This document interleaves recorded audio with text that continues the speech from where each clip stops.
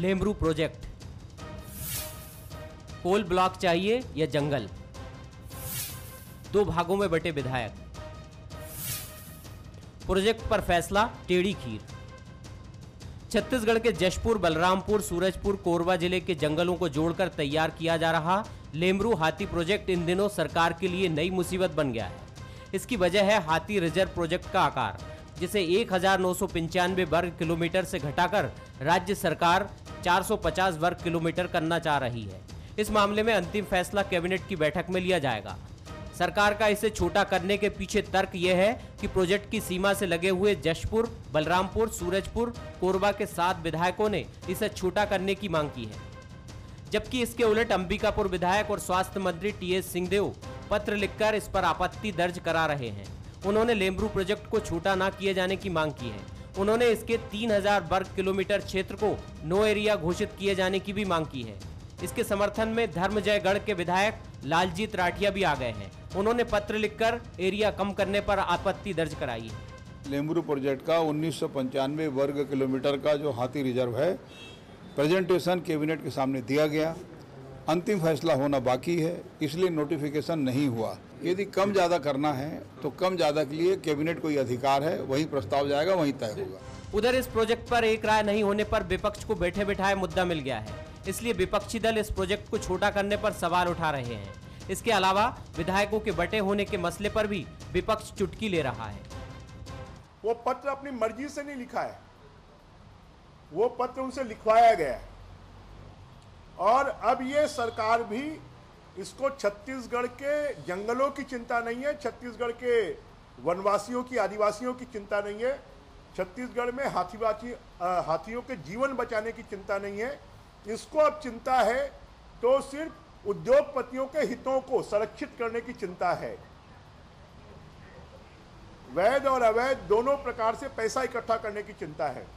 उन क्षेत्रों में पड़ने वाले गांवों के कुछ लोगों ने अपने अपने जनप्रतिनिधियों से, विधायकों से अगर यह बात कही है कि उनके गांवों को इससे हटाया जाए, तो विधायक अपने क्षेत्रवासियों की, अपने मतदाताओं की बात को व्यक्त कर रहे हैं।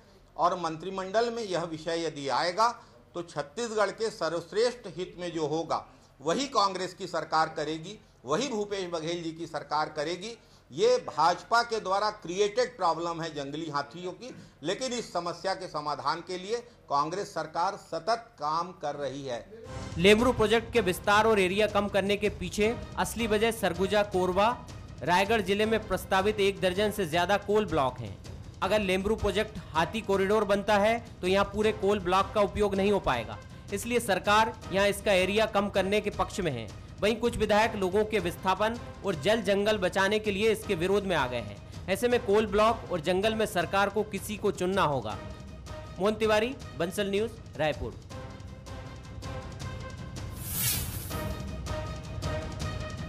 नमस्कार, स्वागत है आपका। मैं हूं अभिषेक शुक्ल।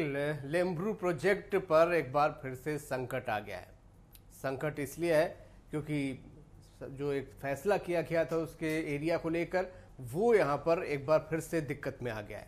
दरअसल लेमरू प्रोजेक्ट की हम अगर बात करें, 2019 में मौजूदा सरकार ने इसको कैबिनेट में पास किया था उसके एरिया को, और धीरे धीरे जब चीज़ें आगे बढ़ी तो विधायकों ने पत्र लिखा और एरिया कम करने की मांग की।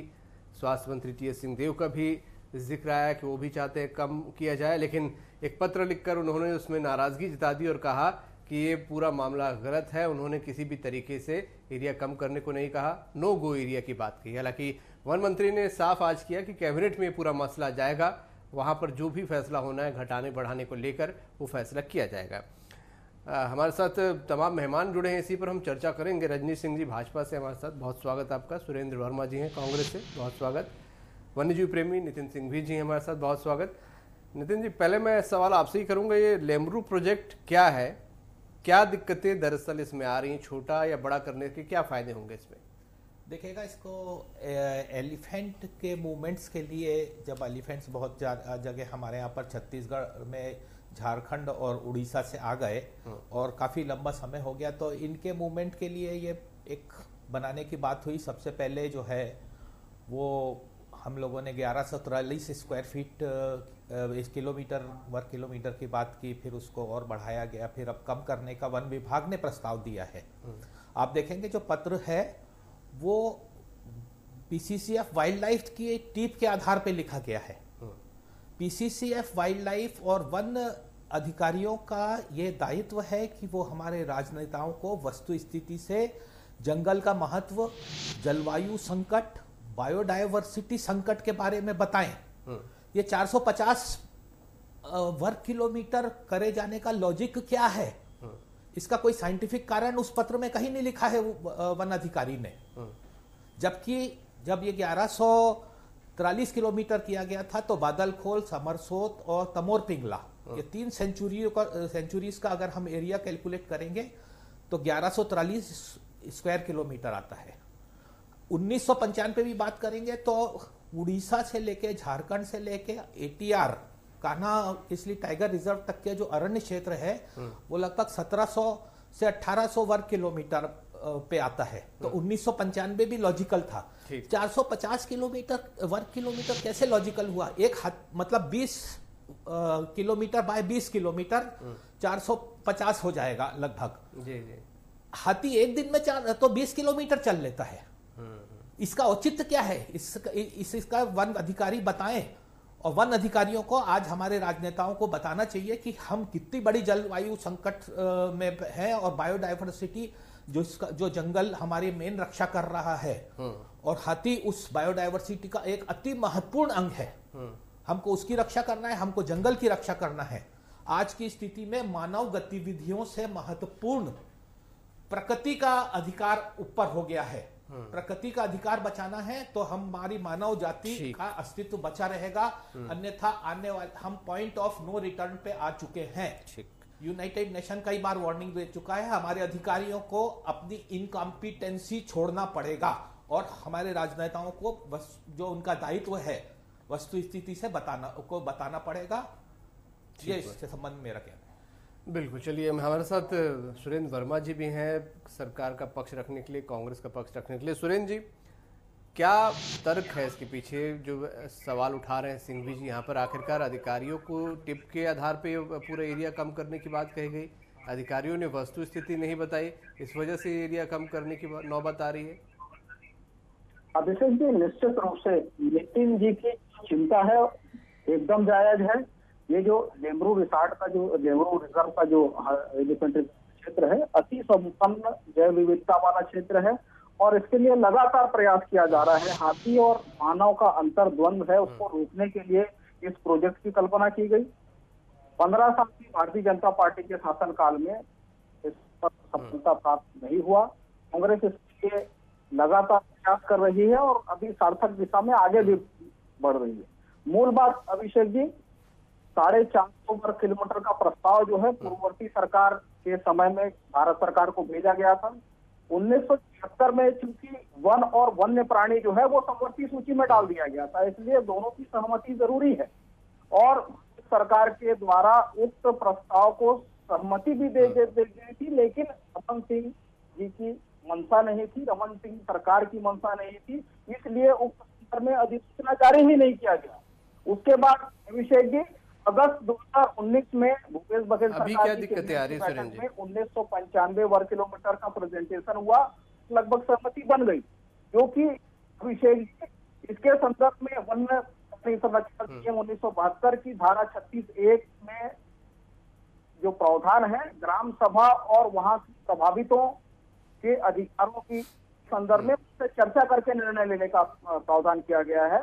और लगातार इस क्षेत्र के जो जनप्रतिनिधि हैं, जशपुर, बलरामपुर, सूरजपुर और कोरबा जिले के जो विधायकगण हैं, निश्चित रूप से उनके द्वारा पत्र आया है। व्यवस्थापन को लेकर वहाँ स्थानीय जो निवासी है, जो जंगल में निवासरत हैं, उनके द्वारा आपत्ति की जा रही है। तो उसके संदर्भ में जो भी तथ्य हैं और जो भी आपत्ति है के संदर्भ में क्षेत्र को लेकर कम या ज्यादा करने को लेकर निर्णय कैबिनेट की मीटिंग में लिया जाएगा। लेकिन चूंकि पूर्व में भारत सरकार की सहमति 450 वर्ग किलोमीटर के लिए मिल चुकी है, इसलिए पीसीसीएफ के द्वारा यह प्रस्ताव भेजा गया है कि उस संदर्भ में चर्चा की जाए और जो भी क्षेत्रफल को लेकर, क्योंकि सरकार की मंशा तो 1995 वर्ग किलोमीटर में लेमरू इसके दूसरे पक्ष पर भी मैं आपसे चर्चा करूंगा जो आज विवाद का कारण यहाँ पर बना है। सुरेंद्र जी, मैं एक टिप्पणी रजनीश जी की भी ले लेता हूँ। रजनीश जी, आप लोगों की तरफ से आरोप लगाया गया है कि ये जो लेमरू प्रोजेक्ट को लेकर विवाद की स्थिति बनी है, दो आरोप है। एक तो ये पत्र लिखवाया गया, इसका मतलब जानना चाहेंगे। दूसरा, ये लेमरू प्रोजेक्ट से ज़्यादा कोल माइंस पसंद है, इसलिए सब कुछ हो रहा है, जबकि सुरेंद्र जी का तर्क कुछ और है।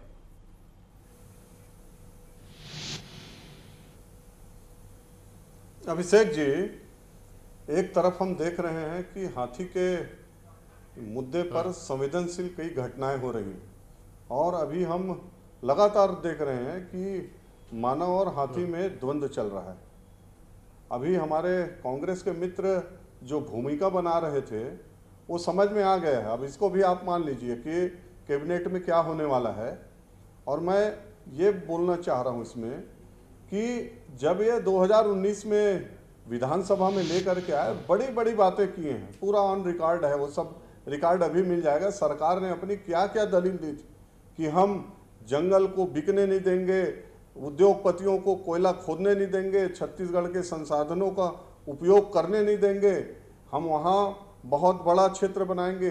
पिछला भारतीय जनता पार्टी की सरकार ने 415 वर्ग किलोमीटर किया है, हाथियों के लिए वो छोटा है, 3000 किलोमीटर का बनाएंगे। तमाम सरकार के जो प्रमुख लोग हैं उनका ये बयान रहा है।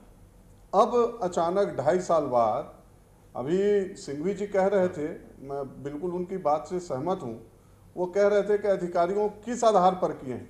अधिकारी के पास कोई आधार नहीं है, वो तो सरकार के दबाव में कह रही है। सरकार ने कहा है कि आपको ऐसा रिपोर्ट बना के भेजना है, हमको किसी न किसी प्रकार से बहानाबाजी चाहिए। और जो विधायकों की बात आ रही है, 2019 के बाद 2021 में इनको 2.5 साल बाद लगभग याद आया कि इसमें ग्रामीण लोग विरोध कर रहे हैं। और हमारे मित्र बोल रहे थे कि ग्राम सभा का अनुमोदन जरूरी है, तो इनको नहीं मालूम था कि घोषणा पत्र में बोले विधानसभा में सरकार घोषणा करे तो उसमें क्या क्या दिक्कत आ सकती है, इनको नहीं मालूम था।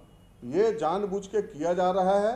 एक तरफ इनके नेता वहाँ तो हल्ला करते हैं कि उद्योगपतियों की सरकार, उद्योगपतियों की सरकार, और ये सरकार यहाँ उद्योगपतियों के साथ मिल करके आने वाले समय में आप देख लीजिएगा, जब भी इनकी कैबिनेट की बैठक होगी, 2 साल से ऊपर हो गया इनको घोषणा किए, अभी अधिसूचना जारी नहीं हुआ है इनका तथाकथित जो लेमरू प्रोजेक्ट इनका फ्लैगशिप योजना है, अधिसूचना जारी नहीं हुई है। बाकी अन्य चीज़ों को मैं यदि अभी छोड़ दूं तो ये सिर्फ ये नहीं बता सकते कि उसमें क्या काम हुआ है।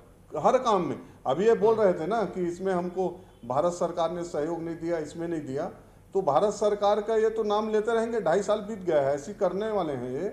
लेकिन जब भी कैबिनेट की बैठक होगी, ये आधार बना लिए हैं, इसलिए अभी से हल्ला मचाना शुरू कर दिए हैं कि इसमें विधायक लोग विरोध में आ गए, इसमें ग्राम सभा में विरोध में आ गए, अधिकारियों का ये रिपोर्ट आ गया। विधायकों ने पत्र लिखा है और वहां पे लोगों के विस्थापन को लेकर चिंता जताई, इसलिए यहाँ पर इस एरिया को कम करने की बात कही गई। ये तर्क यहाँ पर अधिकारी का है, उसने लेटर में कोट किया इस बात को।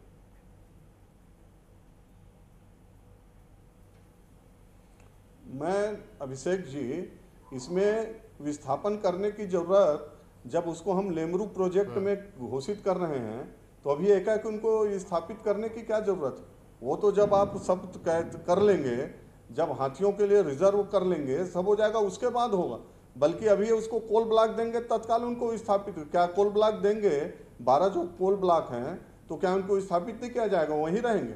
तो इसलिए ये सिर्फ और सिर्फ सरकार का एक भूमिका बना रही है कि विस्थापितों को विस्थापित नहीं। पहले क्या इनको नहीं मालूम था, पहले इनको नहीं मालूम था कि उसमें इतना वर्ग। बहुत सारे सवाल रजनीश जी उठा रहे हैं, ये चीजें, दिक्कतें, ये जो पूरी योजना होती है, ये योजनाएं, ये सारी चीजें तो पहले से पता होती हैं, जब तय किया गया था कि हाँ ये प्रोजेक्ट आगे बढ़ेगा, इतने एरिया में बढ़ेगा, ये दिक्कतें आएंगी। फिर अचानक क्या नई दिक्कतें आएंगी? अभिषेक जी, तमाम दिक्कतों के बावजूद कांग्रेस का कमिटमेंट है, भूपेश बघेल सरकार का कमिटमेंट है कि लेमरू जो प्रोजेक्ट है पूरा किया जाएगा। सम्माननीय विधायक रजनीश जी बहुत अच्छे से समझते हैं कि जो संघीय व्यवस्था है, जो समष्टि सूची का विषय है, उसमें किस प्रकार से काम होते हैं। बिना व्यवस्थापन के वहां के प्रभावित लोगों को क्या निकाल दें, ये भारतीय जनता पार्टी का चरित्र हो सकता है। लेकिन कांग्रेस सभी की सहमति, सभी के सुझाव और विचार के बाद में जो सर्वसम्मति से निर्णय होगा उसके आधार पर जो क्षेत्रफल है उसका निर्धारण होगा। मूल बात अभिषेक जी अंतर बताना चाहूंगा। यूपीए सरकार के समय केंद्रीय मंत्री जयराम रमेश के हस्तक्षेप में 2010 में पहली बार खेल और पर्यावरण मंत्रालय ने देश के 9 खेल प्रक्षेत्र का अध्ययन करके जो संपन्न जैव विविधता वाले क्षेत्र है वहां को नो गो एरिया घोषित किया। उसमें देव अरण्य क्षेत्र जो है छत्तीसगढ़ का वो शामिल था। उसके बाद जब केंद्र में मोदी सरकार आई, ये आरोप लगा रहे हैं सम्माननीय विधायक ब्रिजमोहन अग्रवाल जी, सबसे वरिष्ठ नेता है भारतीय जनता पार्टी के, लेकिन असलियत हम दो और हमारे दो की भारतीय जनता पार्टी की संस्कृति है। आज इनका यही पूंजीवादी चरित्र है जिसके कारण मोदी सरकार ने इस घोषित निर्बाध वर्मा जी एक प्रश्न का जवाब दीजिए। आप मेरे को एक चीज का जवाब दीजिए कि आपकी सरकार ने सब किया है। वर्मा जी एक चीज का मेरा जवाब दीजिए ना, एक चीज का जवाब दीजिए ना, मैं आपसे जानना चाह रहा हूँ। रवैया अपना कर लगातार कर रही है। ये जो बात है ये एक चीज का जवाब तो दीजिए। 2019 में आपको नहीं मालूम था? देखिए 2019 में नहीं मालूम था कि हम 3000 स्क्वायर मीटर में मैं करेंगे? आपको बता रहा हूँ 450 वर्ग मीटर में करेंगे। अभी तो आपने बता दिया। सरकार को भेजा। अभी क्या दिक्कत आ रही है? अभी क्या दिक्कत आ रही है? सुरेंद्र जी एक सवाल मेरा भी है। सुरेंद्र जी विधानसभा में सुरेंद्र जी एक सवाल मेरा है। सुरेंद्र जी मेरा एक सवाल आपसे है कि क्या आपके कुछ विधायक एरिया कम करने के पक्ष में है, कुछ नो गो एरिया बनाने के पक्ष में है? सुरेंद्र जी कुछ विधायक का कहना है कि एरिया कम किया जाए, कुछ का कहना है कि इसको नो गो एरिया किया जाए। क्या कुछ असहमति है विधायकों में भी? असहमति की बात नहीं है अभिषेक जी, प्रत्येक सलाह और सुझाव का पूरा सम्मान है। अभिव्यक्ति की आजादी है, लोकतंत्र है, इस पर पक्ष रखने की इजाजत है। इस प्रकार से जो स्थानीय जनप्रतिनिधि है उनके पर जो व्यवस्थापन को लेकर दबाव है, रजनीश जी तो कह रहे हैं कि उनके अभिव्यक्ति की आजादी 2.5 साल बाद ऐसा किया है। आपने आदिवासियों को 2.5 साल बाद अभिव्यक्ति की आजादी विधानसभा में बैठे थे। चलिए मैं एक टिप्पणी सिंघवी जी से भी ले लेता हूँ। विधानसभा में जब ये बात आई तो सब लोग बैठे थे। टिप्पणी ले लेता हूँ सुरेंद्र जी और रजनीश जी। सारे के सारे विधायक ये पूरा मसला जो यहाँ पर आया है नो गो एरिया, कुछ चाह रहे हैं कि नो गो एरिया कर दिया जाए, कुछ का कहना है कि इस प्रोजेक्ट में जो भी दिक्कतें आएंगी और विस्थापन की हो या आजीविका की हो, दिक्कतें पहले से पता थी। कोल माइंस को लेकर तमाम तरह की सियासत हो रही है, जो भी अपने नफे नुकसान की बात हो। पर्यावरणविद वन्यजीव प्रेमी की हैसियत से, आम लोगों की हैसियत से क्या फायदेमंद है, किसके लिए क्या फायदा आम जनता को होगा, छत्तीसगढ़ को होगा? कौन सा पक्ष आपके हिसाब से ज्यादा बेहतर होगा? मेरे हिसाब से तो जो बीच में एक प्रस्ताव 3000 कुछ 800 वर्ग किलोमीटर का आया था वो सबसे अच्छा प्रस्ताव है। और मेरा व्यक्तिगत अनुभव अचानक मार टाइगर रिजर्व के विस्थापन किए जाने वाले गांवों को लेकर के है। तो जो विस्थापित गांव वाले हैं वो बहुत खुश हैं और जो अभी तक विस्थापित नहीं हुए हैं वो मांग कर रहे हैं कि हमारे को बाहर निकालिए, विस्थापित करिए, हमको स्कूल, कॉलेज, सड़क, बिजली सबकी सुविधा वहां बाहर मिल रही है। तो और दूसरी बात रिजर्व घोषित करने के बाद में सहमति लेने की है। तो जितना बड़ा सा बड़ा, जितना ज्यादा से ज्यादा जंगल हम सुरक्षित करेंगे, वृक्षारोपण से ज्यादा महत्वपूर्ण हमारे को वनों की रक्षा करना है। वृक्षारोपण का फायदा हमको 40 साल बाद होने वाला है और हमारे ये पेड़ जो कट जाएंगे, जो भी कारणों से नुकसान होगा बायोडायवर्सिटी का। दूसरी बात मैं एक बात बोलना चाहूंगा कि हमारे जो वन्यजीव संरक्षण अधिनियम है उसमें कई शेड्यूल्स दिए हुए हैं, अनुसूची दी हुई है, इंडेंजर्ड स्पीसी की सूची भी दी हुई है। उसमें मानव इंडेंजर्ड नहीं है, हाथी इंडेंजर्ड है। हमको हाथी की रक्षा करना है, मानव के लिए तो हम उसको कर सकते हैं रक्षा। तो हमको हाथी, जंगल, बायोडायवर्सिटी की रक्षा करने का है, बहुत महत्वपूर्ण है। हम बहुत खतरनाक स्थिति में पहुंचे हुए हैं। और एक बात जिसमें आ रही है कि पूरा विश्व, भारत का भी कमिटमेंट है कि हम कोल आधारित बिजली का उत्पादन बंद करेंगे। 2050 तक के हमको कार्बन न्यूट्रल होना है।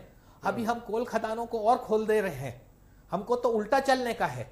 यही ट्रेंड कंटिन्यू न करने से हम जलवायु संकट से नहीं उभर सकेंगे। मेरा सभी लोगों से नम्र निवेदन है कि आप राजनीति से पहले जलवायु संकट और आने वाली पीढ़ी को जो हम नरकी जीवन छोड़ने के लिए जा रहे हैं उससे बचाने के लिए चिंतन करें और उस पर कार्य करें। ये बहुत जरूरी है। यहाँ पर बहुत शुक्रिया आप सभी का इस चर्चा में शामिल होने के लिए। विषय बहुत अहम था, प्रकृति को बचाना भी है, आम लोगों के साथ सामंजस्य भी बिठाना, और छत्तीसगढ़ में जो हाथी और मानव का द्वंद्व है जो लगातार दिख रहा है उसके लिए एक रास्ता निकालने की भी कोशिश है। जरूरी है प्रकृति से प्रेम करते हुए यहाँ पर सियासत न करें और आम लोगों के लिए, प्रकृति के लिए, हमारे लिए क्या कुछ बेहतर है उस पर सोचें। आज का मुद्दा में इतने। नमस्कार।